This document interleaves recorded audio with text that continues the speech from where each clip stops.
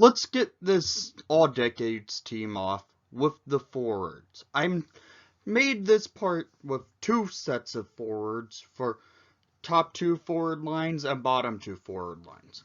I'm going to do the top two forward lines to get this thing going. To start it off, you should all know him as number 19, Jonathan Toews. It should be expected. Toews being the first line center for the all-decades team, it's well deserved. Toews has been with the team for over 13 seasons now, and he's a three-time Stanley Cup champion, a Conn Smythe winner in 2010 to get the decade started, a Selke Trophy winner, and a multiple gold medalist in the decade for Team Canada. Jonathan Toews has been one of the best forwards in Blackhawks history. So, having him at the number one center spot, well deserved. Next up will be number 88, Patrick Kane. In the decade, he's also a three-time Stanley Cup champion, 2010, 13, and 15. In 2013, he won the Conn Smythe Trophy. 2016, he won the Hart Trophy, the Art Ross Trophy for league's most points, and the Ted Lindsay Award. Kane has the accolades of being one of the best players of the decade. Sorry, NBC, you're dumb. Yes, I have Patrick Kane as one of the top three players of the NHL decade, where he has the most points scored by anyone in the decade. So, Kane being on this list, he needs to be on here. He's also one of the best players in team history. Next up, I have one of the greatest free agent signing in Chicago sports history. Number 81, Marian Hossa. Yes, I have Hossa here, and the reason why I put Hossa on the top line is because when he came to the Blackhawks in the 2009-2010 season, the Hawks were looking for that leader to help them get to the promised land. And when Hossa came, he helped. His first game as a Chicago Blackhawk, he scored 2 goals against the San Jose Sharks. And he scored one of the most important goals in team history in the 2010 Stanley Cup playoff run against the Nashville Predators in overtime after serving a 5-minute major in the box, coming out and scoring the GWG-NOT. Marian Hossa, I have in the top line just because of his leadership, his defensive game, and all-around team play. Marian Hossa well deserves to be on the all-decade team. Next center on the team, you may be a little bit surprised with who I put here. I put number 36, Dave Bolland. Yes, Bolland didn't play the entire decade with the Chicago Blackhawks, but he well deserves to be on the all-decade team. Bolland is on here just because when he was needed in the 2010 to 2013 seasons, he was great. He helped on the PK when needed. 2010, he had in the playoff run, he had 3 short-handed goals, and they came in big moments. I believe 2 came in the conference final against the San Jose Sharks, and 1 came in the Stanley Cup final against the Philadelphia Flyers. And then he scored one of the most important goals in team history. In 2013 Stanley Cup game-winning goal scored by number 36, Dave Bolland. What a great goal. That team in 2013 was one of the most memorable teams ever. He scored the second goal of 17 seconds and helped the Hawks win a second Stanley Cup in the decade. So I have Jay Bolin here in the second line center. Next up, I have Artemi Panarin, number 72, the Breadman himself. You're maybe wondering, Nick, why do you have the Breadman on the all-decade team? Well, honestly, when he came to the Hawks after the Hawks lost quite a bit of key players from their Stanley Cup runs. He won the Calder Trophy in 2016 for Rookie of the Year, helping Patrick Kane win the Hart Trophy. The Breadman, with one of the best nicknames in hockey, helped this team try and get back to the promised land. Unfortunately, they came up short.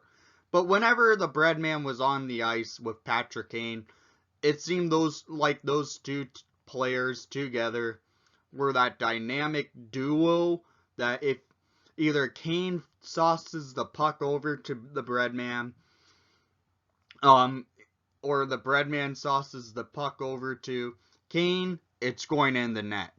Those two players were lethal together, but I have the Breadman on the second line forward lines. Next up, number 10, Patrick Sharp. Patrick Sharp coming to the Blackhawks when they were down in the forgotten part. He didn't stay in the Blackhawks organization for the full decade, but he did come back in the decade to retire as a Chicago Blackhawk. I've always loved Sharpie as a player. He was great defensively, great offensively, and when needed, Sharp was one of those leaders in the locker room, wearing the A for the majority of the decade. The only time he really didn't wear the A was when he came back from the Dallas Stars. We traded Sharp after the 2015 Stanley Cup to the Dallas Stars, and we didn't get much in return for him. But then he decided, I'm a free agent, I want to retire a Hawk, and he came back home to Chicago to retire as a Chicago Blackhawk. A 3-time Stanley Cup champion, a 1-time Olympic gold medalist, Patrick Sharp on the top 2 forward lines, well deserved, and let's get to the bottom 2 forward lines. The next forward lines are the bottom 2, and honestly, on these lines, I think you will understand why I have one. And I think you could tell who's on the 4th line by pretty much a great image of this decade. So let's get the bottom 2 forward lines off and going. To start off with, at center, number 15, Artem Anisimov. Artie came to the Blackhawks via trade for Brandon Saad in 2015's offseason. After the Hawks won the Stanley Cup, a couple weeks later, they had to shed cap and trade Brandon Saad over to the Columbus Blue Jackets. And Anisimov came to the Blackhawks and became the second-line center for 3 seasons of the 4 seasons he was with us. He was honestly one of the best centers that Patrick Kane has had in the decade. Usually, Patrick Kane in the decade did not have many centers. So, Anisimov came in, he centered the line of Artemi Panarin and Patrick Kane. And right there, that was one of the best lines in the NHL when the Breadman was part of the Blackhawks. Anisimov being on the all-decade team, I think it's well-deserved just because he helped the Hawks with having the parts to work out a good line for the NHL became one of the best lines in the NHL of the decade, in my opinion. Next player I will have on here is number 20, Brandon Saad. Yes, the player that was traded for Anisimov. Brandon Saad became a rookie in 2013. He is a two-time Stanley Cup champion in 2013 and 2015. He also was a candidate for the Calder Trophy for Rookie of the Year in 2013. He did not come out the victor of that trophy, but I don't think he cares about it. He won the Stanley Cup in his rookie year. I think that's a little bit more important to him. So, Brandon Saad, was one of the better young players on the Hawks in the decade during 2013's run and 2015's run. When Sauter was on the ice, and when he scored his first NHL goal against the San Jose Sharks, it was a nice goal. And then he started rolling and getting more goals, getting more points, and with some of the best nicknames, Saad is on this list because he was traded, he came back to the Hawks, and currently is on the IR, but Saad being on this list is well deserved. The man-child, the Saad father, whatever you call him, he is on this list. Next player, you may be surprised with because he's only had a couple of seasons of play, and that's number 12. Alex DeBrincat. DeBrincat has come into the NHL as a lethal goal scorer, to be said. The cat, whenever he's on, he's on. He scores, and it's awesome. The cat came into the league only 3 seasons ago. This is being his 3rd season. And honestly, in my opinion, was snuffed from getting Calder votes. He was one of the best goal scorers in that rookie class. He followed his rookie year off with another great goal scoring year. He's one of the premier young goal scorers. I mean, his 3rd season in the NHL right now, he hasn't scored many goals as the time of me filming this video. But honestly, the cat being on this list, I think is well deserved. He's been honestly one of the more memorable players of the decade. And I think Alex DeBrincat being part of the all-decade team is well deserved. And let's get to the bottom line. To center it off, you should know it. He was pretty much our 4th line center his entire time in Chicago. Number 16, Marcus Kruger. Kruger had an interesting way with the Hawks, being a 4th line center the majority of the time. But he was one of the premier penalty killers with the Chicago Blackhawks. I loved when Kruger was on the ice playing on the PK. I mean, he was a little bit overpaid on some points if you think about it, but I'm not thinking about the overpayments and stuff. I'm thinking about how he was on the team. He's a 2-time Stanley Cup champion in 2013 and 2015, and he honestly was one of the best defensive forwards on the team. Pretty much shows that he was a big help winning 2 of the 3 Stanley Cups. Kruger also has one of the more interesting goals in his career, being the latest goal in team history to score a goal in a triple overtime, where was the longest game in team history. The next player on this list, one of the players on this list, could have had the goal before Kruger had to score in triple overtime against the Anaheim Ducks in the Western Conference Final of 2015. But we'll talk about him in a second after this player. Number 32 or 23, Chris Versteeg is on this list for the next player on.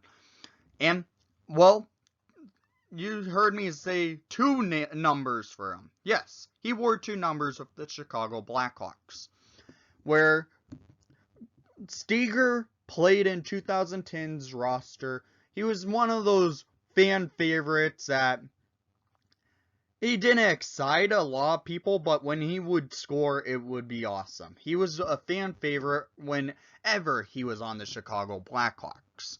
Steger in 2010 was actually pretty solid forward for the Hawks. He helped the Hawks get to the Stanley Cup final. He had a great goal celebration that he has, and honestly, I think he said it's his most memorable goal celebration of all time, coming against the Vancouver Canucks in the 2010 Western Conference quarterfinal. It was a great goal celebration, him going on his knees, sliding down the ice. It was awesome.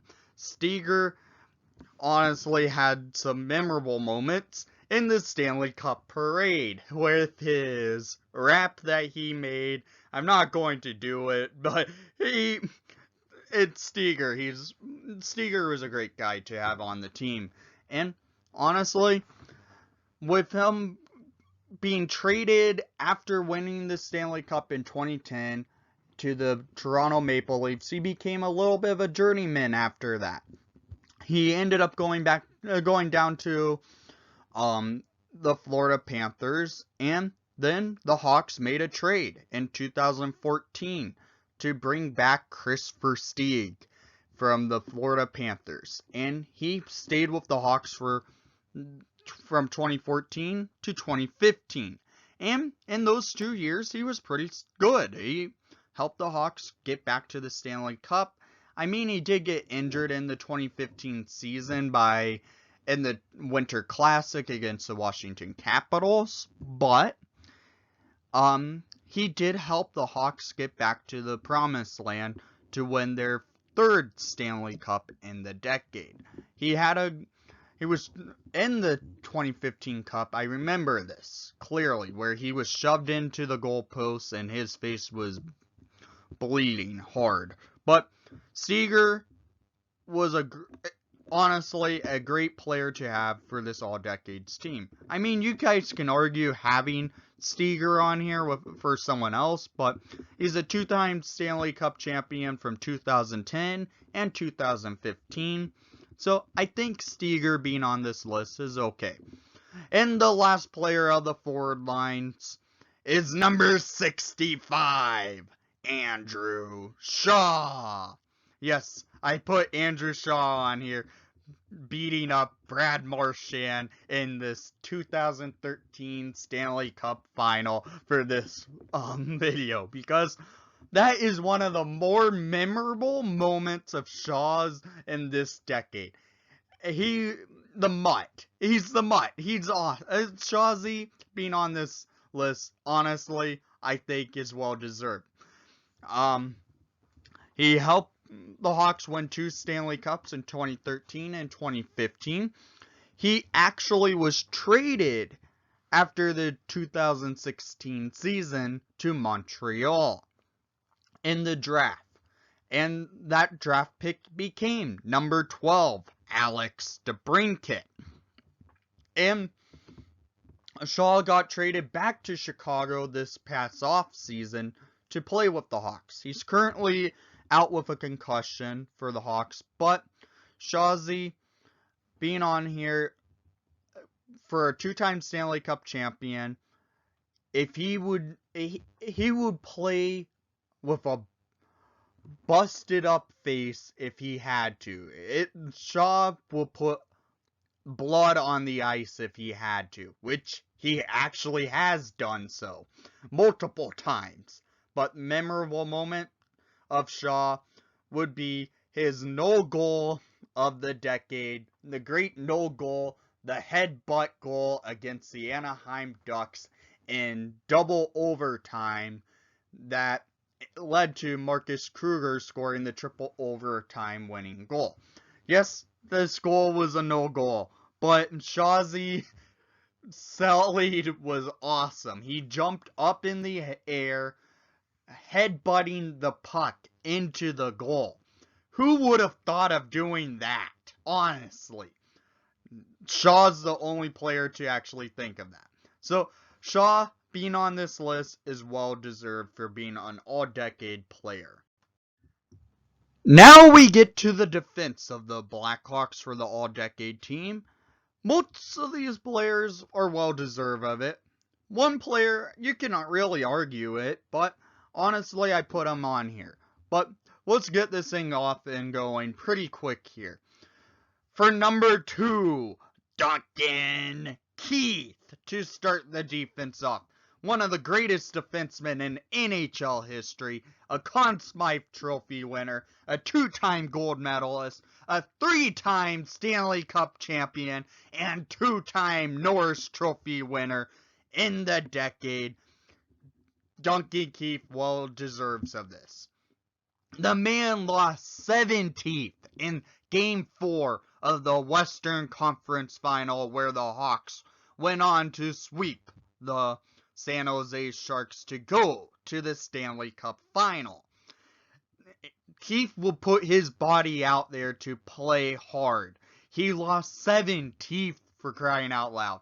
Duncan Teeth ended up becoming the nickname of him during the 2010 Cup run, and he won the Conn Smythe Trophy in 2015 because he was a working machine. He looked like he could play a full 60 minutes if needed, and he technically has played a full 60 minutes in a game before in the triple overtime game against the Anaheim Ducks. Duncan Keith put it all out in 2015's Cup run, winning the Conn Smythe Trophy and getting the 2015 Stanley Cup game-winning goal and helping the Hawks win 3 Stanley Cups, winning the Norris Trophy in 2010 for being the best defensive player in the league, and also in 2014 where he won the Norris again as the best defender in the NHL. Duncan Keith well deserves to be on this all-decade team, being part of the NHL 100 greatest players. Next player is number 7, Brent Seabrook. Another 3-time Stanley Cup champion and gold medalist, Seabrook is well deserved to be on this list because Seabs and Keith during the Cup runs were paired up together every game, and they were workhorses to the Chicago Blackhawks during the decade. Seabrook made the All-Star game a couple of times, and honestly, Seabs being on this list, there's no denying he was one of the best defensemen of the decade. I know he's on the back end of his career and currently is out for the rest of the season, but Seabrook is on this list because he's part of the 3 Stanley Cups, was one of the best defensemen in his prime, and honestly, you can't deny that. Next up is number 4, Nicholas Hjalmarsson. God, another 3-time Stanley Cup champion. And I loved Hammer. He would put his body out there. He got so many shot blocks, and when needed, he will come out of the game, not even looking where he would look like he would get injured, and come right back into the game about less than 30 seconds later. Hjalmarsson was a workhorse when it came to the blue line. He did not want that puck to get past him. He would lay his body up front of the puck, shot blocking like crazy. I loved Hjalmarsson's play. He was one of my favorite players in the decade, and when we traded Hjalmarsson over to Arizona for Connor Murphy, honestly, that was a sad day to see a 3-time Stanley Cup champion traded and part of the blue line core away for Connor Murphy. I mean, I like Murphy currently, but no one's going to pass Nicholas Hjalmarsson as one of my favorite players from this decade. Next player is number 27, Johnny Oduya. Oh, God, I love this steep pairing of Hjalmarsson and Oduya together. We had a solid offensive defenseman in Oduya and a solid defensive defenseman in Hjalmarsson together. These two Swedes together were awesome. Oduya is a two-time Stanley Cup champion. One of the better trades of the decade, acquiring him from the Winnipeg Jets in the 2012 trade deadline and bringing him in to help boost the blue line of the Chicago Blackhawks. Oduya came to Chicago. He got traded after the he went via free agency after the 2015 Stanley Cup to Dallas, but came back to Chicago in 2017 in the trade deadline to be back with Nicholas Hjalmarsson.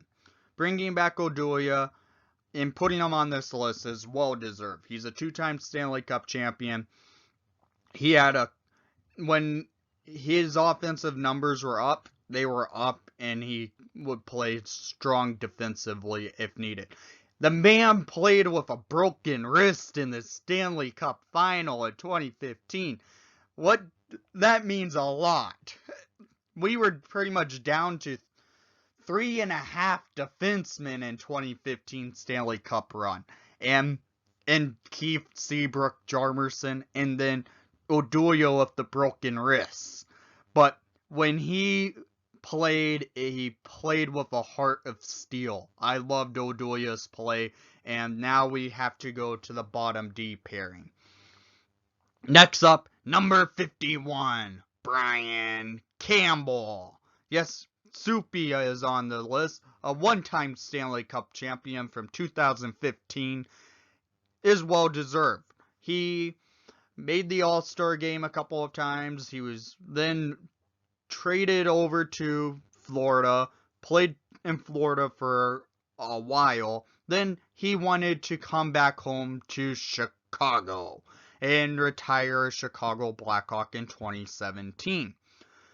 He won the Stanley Cup with the Hawks in 2010, yes. He was one of the better defensemen when he was de-paired with Nicholas Hjalmarsson in 2010's Cup run. But we had to let him go because of salary cap reasons. But then he came back home and signed a one-year deal and made one of the best online sitcoms with the bread man. The soup and a sandwich. Oh man, that was funny when they did that. But now, Brian Campbell is helped develop Adam Boqvist last season up in London. And now Boqvist is up with the Chicago Blackhawks. So, Brian Campbell means a lot to the Blackhawks organization, and I think putting him on the All-Decades team is well deserved. Next player is number 32, Michael Roosevelt. Yes, I have Roosevelt on here. He wasn't the greatest defensively, nor was he great offensively, but he helped win the Stanley Cup in 2013. He did break his ankle in the 2015 Stanley Cup run when we were sweeping the Minnesota Wild, but I put Roosevelt on here just because I think he deserves to be on here, even though I was thinking of other defensemen instead of Roosevelt, but I put Roosevelt on here. He's a two-time Stanley Cup champion, and for the Czech defenseman, he did get some good hits and when needed. I just put Roosevelt on the All-Decade team. You can argue who could be on here over him, but I was thinking Roosevelt just because two-time Stanley Cup winner, and when needed, he would play okay. I know he turned over the puck quite a bit, but we had Jarmerson, we had anyone on the blue line helping him out, and for like the 2015 run, we had Trevor Van Riemsdyk helping him out. 13 run, my bad. We had Nick Leddy helping him out. It's Roosevelt. We needed some players to help him out, but I put him on here because he seemed to be part of the leadership core when he came to Chicago, because he was one of the older guys on the team, but helped out with winning the cup. So now we go to the goalie. Now we go to the goalies of the decade for the Blackhawks. Their starting goalie and their backup goalie. The backup goalie was a little bit harder to choose, but for the starting goalie, I assume you guys will already know this as well. And that belongs to number 50, Corey Crawford. He's been the starting goalie since the 2010-2011 season of the Chicago Blackhawks. He was part of the 2009-2010 roster as the third-string goalie for the Blackhawks behind Christopher Huey and Antti Niemi.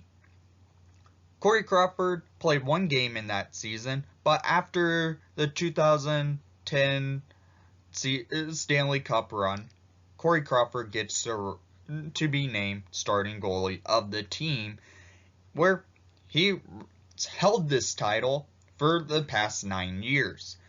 In this decade, Corey Crawford has won 2 Stanley Cups as the starting goalie. He technically has 3 Stanley Cups if you count his third-string goalie position with the 2009-2010 Stanley Cup winning Blackhawks. But as the starting goalie, he's won 2 of the Stanley Cups, where in those 2 Stanley Cup years, in 2013, this shortened lockout season, he split the net during this season with backup goalie Ray Emery. Ray Emery and Corey Crawford were great together in that season, but that was the last season with Ray Emery as goalie, as the Blackhawks backup goalie. Then the Hawks look for a backup goalie again. They find Antti Raanta. Raanta goes over to New York after 2 seasons with the Chicago Blackhawks because our backup goalie of the decade, I give this title to number 33, Scott Darling. Yes, I give the title to Scott Darling as the backup goalie behind Corey Crawford in the decade.